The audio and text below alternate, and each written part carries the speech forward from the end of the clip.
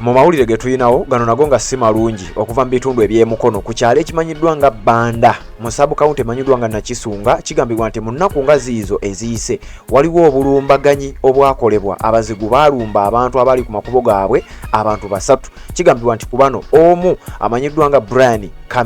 Kamisagwa ono ye ow'emyaka 2 yakakasiddwa kino ye yafiiriddewo oluvannyuma lw'obulumbaganyi buno kigambibwa nti bano baalumba nga n'ensonga tetegeerekese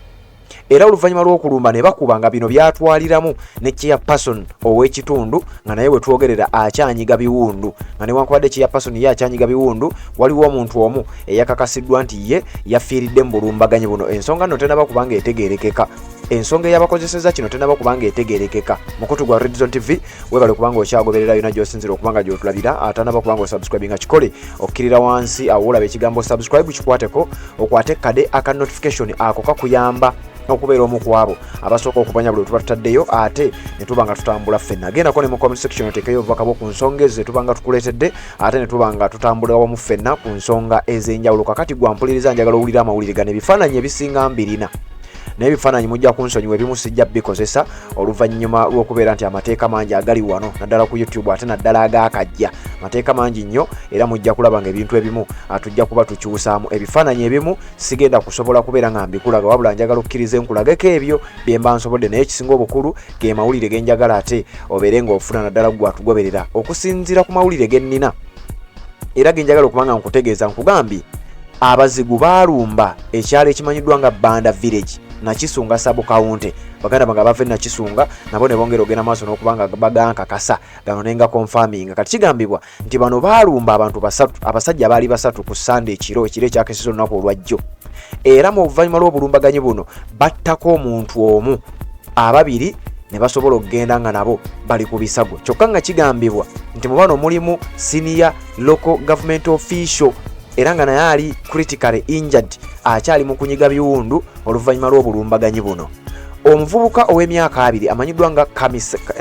Kasimagwa Brian ono ye yafiiriddewo era nga naye abadde choir member mu Bbanda Christian Center kakati no gwampuliriza ate abadde yamaze dde okwapulayinga ng'agenda ku university ekyambogo kubeera ng'asaba kifo era ng'abadde agenda kusoma ku university y'ekyambogo ku misomo egy'enjawulo bambi tasobodde kubanga atuuka oluvannyuma lw'abazigu abaalumbiddwa mu kitundu nga ne poliisi mweri simanyi oba poliisi yabadde ewadde obukuumi simanyi oba poliisi yabitegedde nayo oluvannyuma naye nga ntegeddeko nti mu kitundu ne poliisi mweri ekitongole ekya poliisi mwekiri naye simanyi mulimu ki gwe bagenda maaso nakubanga bakola kakati njagala kutwala mpola mpola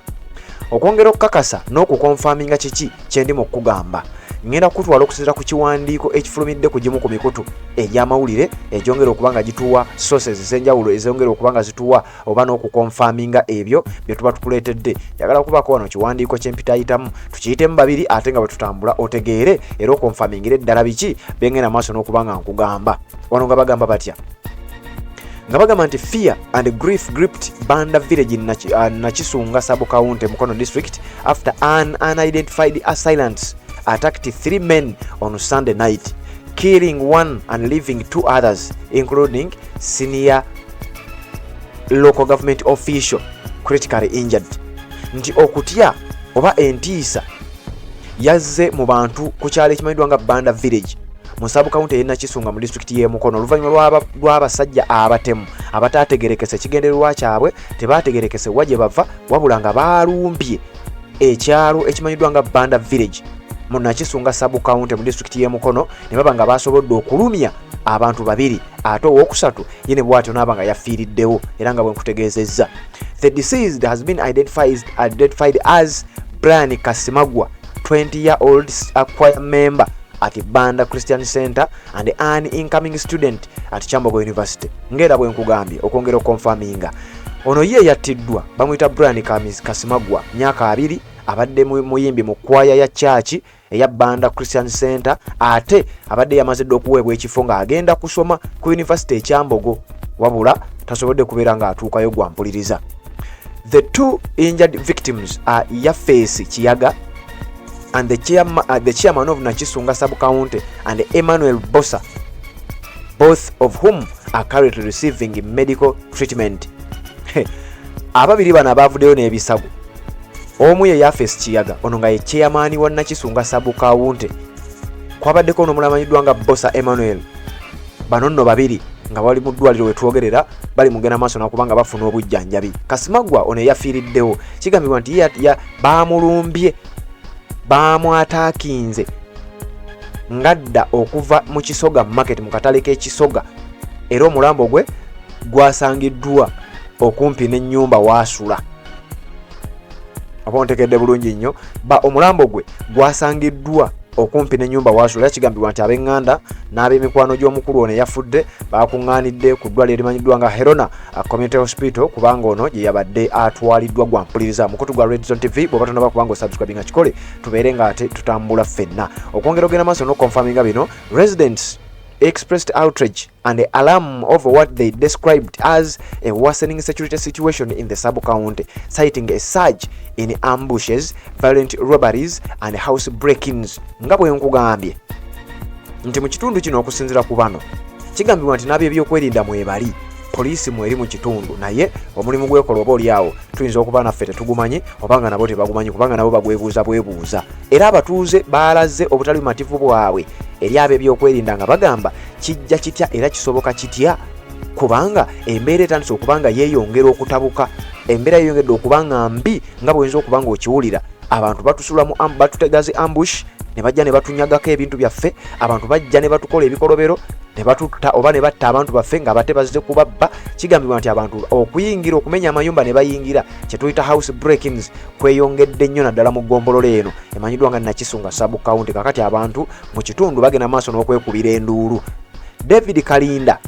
the Banda Village Defence Secretary, blamed the escalating crime on rampant drug use and idle youth who loiter around bars, gaming centers and cinemas. Ye akulira ebyokwerinda ku kyalo eky'Ebbanda avuddeyo n'ategeeza nti ye obuzibu abulaba buva ku bavubuka batalina mirimu obaani abaleetera obutaba na mirimu. Obuzibu abulaba buva ku bavubuka batalina mirimu mbw ababeera mu mabaala, ababeera mu biyumba bya zaala oba gaming centers n'ababeera mu zifirimu nga badda gye bafuula emirimu tebalina mirimu mirala gye bakola. Ono agamba nti be baviiriddeko bino okubeera nga bigenda mu maaso n'okubeera nga byeyongera. Omukutu gwa Red Zone TV webale kubanga okyagoberera naddala gwatambula naffe oba tonaba kubanga osubscribinga nnyongera okutegeeza kirira wansi awo olaba ekigambo subscribe kikwateko, kwata kadeka notification ako kakuyambira ddala okubeera omu ku abo abasooka okumanya buli tuba tutaddeyo ate ne tuba nga tutambula ffenna. Wano wenjagala okukuleka tubeere nga tuwuliziganya ate mu updates ezigenda okuba nga ziddako kubanga kugambye olunaku olwaleero tugenda kukuwa mawulire ku mawulire. Gwatanaba kubanga osubscribinga kikole tubeere nga tutambula ffenna. Toyina nsonga yona gy'olina kubanga omisinga kanzije ate mbeere nga nkutuusaako amalala. Obufumbo olina omwami naye ng'akutawaanya, olina omukyala ng'akutawaanya, bajja ne bakwagalako ne bagenda. Gwe alina ebizibu mu byenfuna nga ssente zikuyita mu ngalo, wooteeka ssente zifa bufi b'owola tebazza. Gwe aloota ng'ogwa mu nnyanja, gwe alumizibwa omutwe nga guganja okuwona, naawe aloota ng'ebintu bikozesa ensonga z'obufumbo. Nina ekifo ku mugga awali amayinja wennyambululirako ebisiraani, ekikwa, ekifiiriza, omudibo, obutaganja, obutaweebwa. Nzijanjaba abantu ab'enzikiriza zonna, nsiŋŋaanibwa njeru ku lw'ejjinja. Gwanjagala kuba ku nnamba yange eyo, naawe ali ewala ennyo yita ku WhatsApp.